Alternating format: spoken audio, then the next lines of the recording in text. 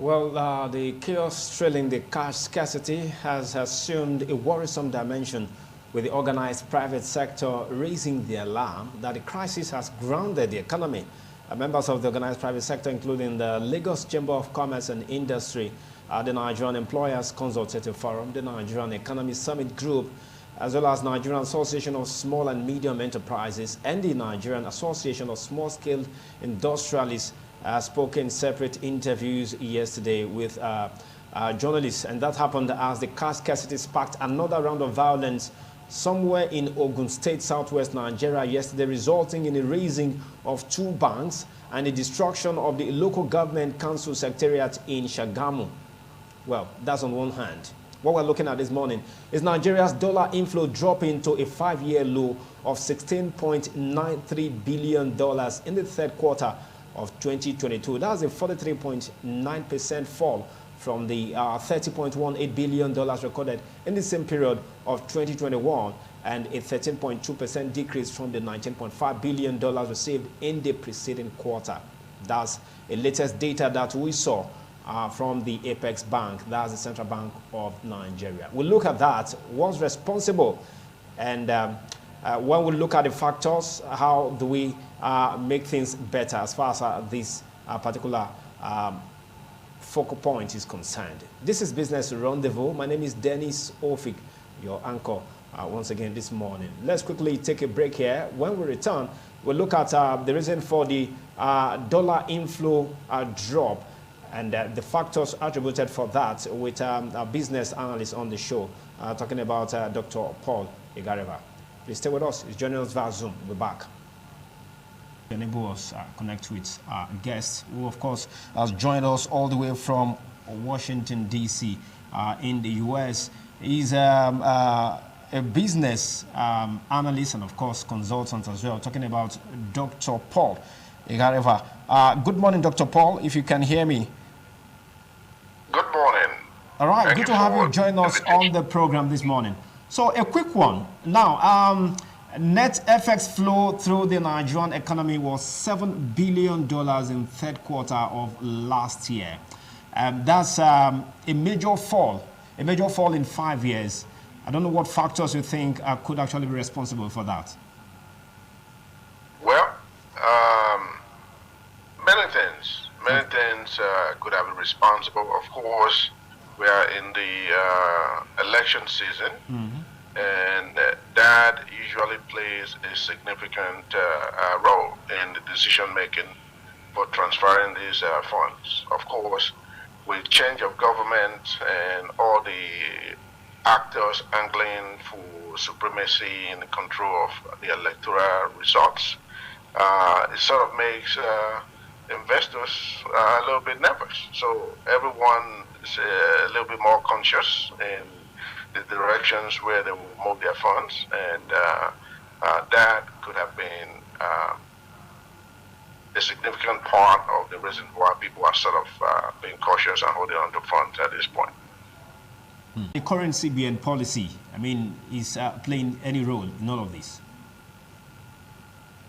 Well, again, that would be a consideration, because the policy, even though it's a good economic strategy to help strengthen the growth of the economy and, of course, the value of the NAIRA, but it has brought a lot of resistance in terms of people having a lot of agitation around the availability of the funds. So that in itself creating unrest, and when you have unrest, people become a little bit concerned and more watchful and cautious, so they want to see a stable environment, that would more or less guarantee a return on investment. And so in that regard, you're going to see a whole lot of hesitation that you are seeing now until the stability returns to the economy. There's not going to be a whole lot of new movement of funds coming into such an environment as we are experiencing at this moment. So you think this will have any impacts on the exchange rate? Yeah, of course, it will. It will further, in the short run, devalue our currency against the strong currencies like the dollar, the euro, and the pound. Because of course, just basic economics, demand and supply factors is going to come into play. So when you don't have a whole lot of it in circulation, then it's going to drive up the price, and of course that will further devalue our currency.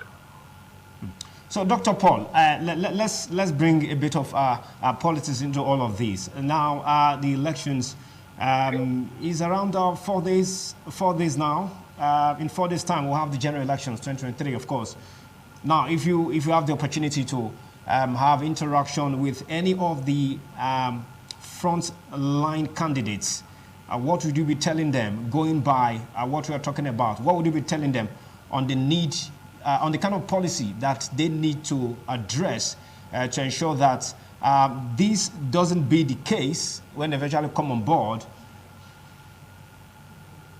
Well, first, it is the need for the democratic process to trump any personal ambition or agitation. So at the end of this process, those that come out successful and those that may not be successful in this run need to embrace the government to present a united front in really driving stability in the country and also driving growth in the economy.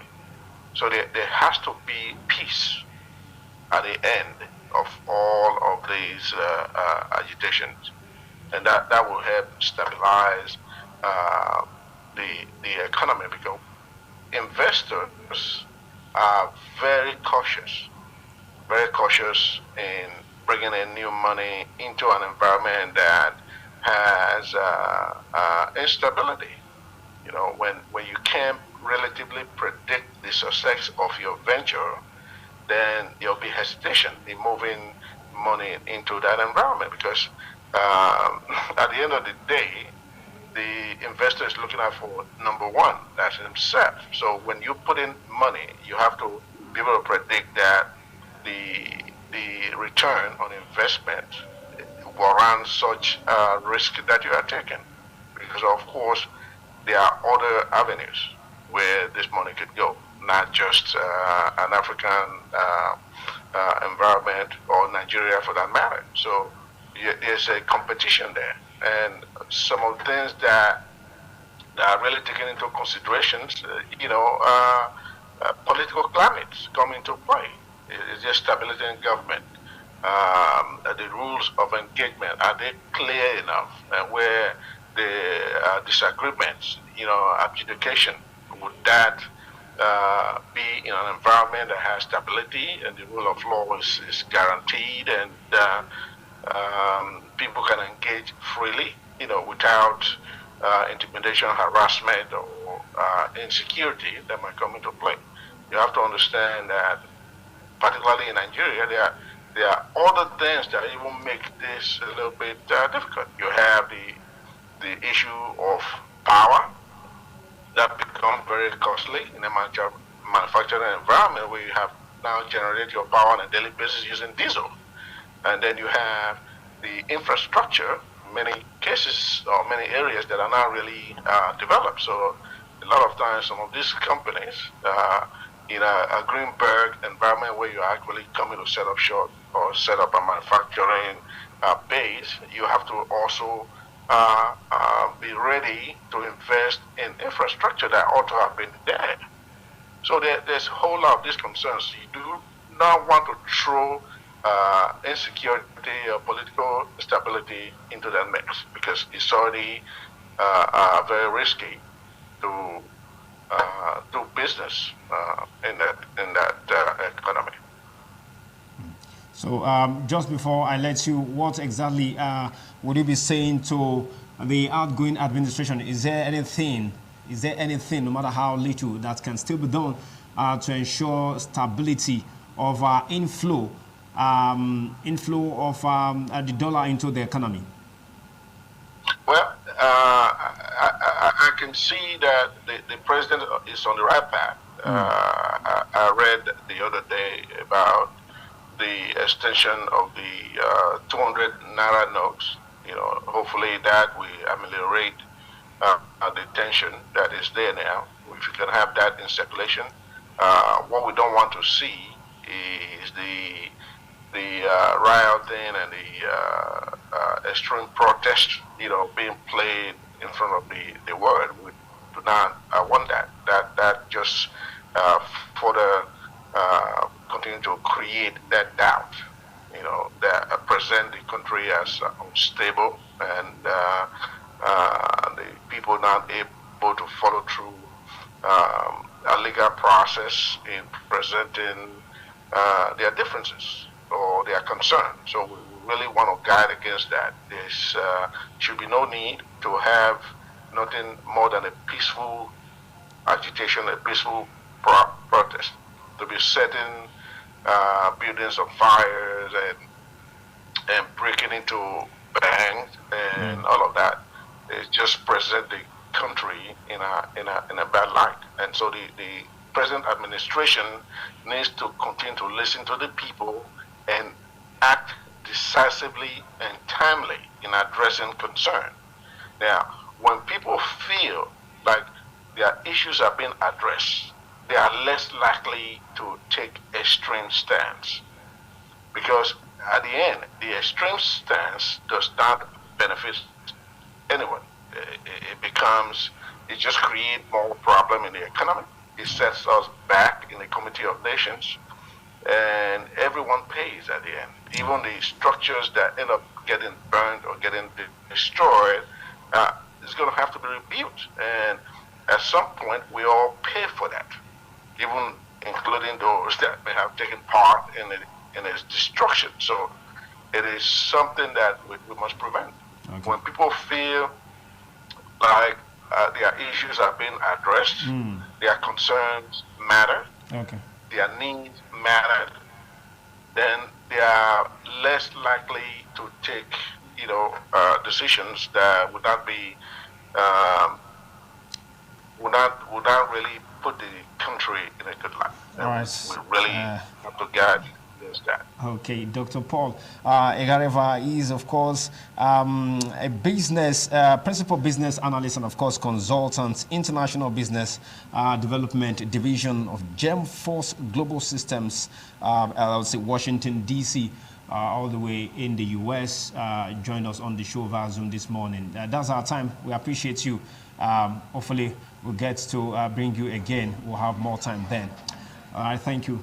All right, so the program is still Business Rendezvous on independent television. We'll be back shortly. Please stay with us.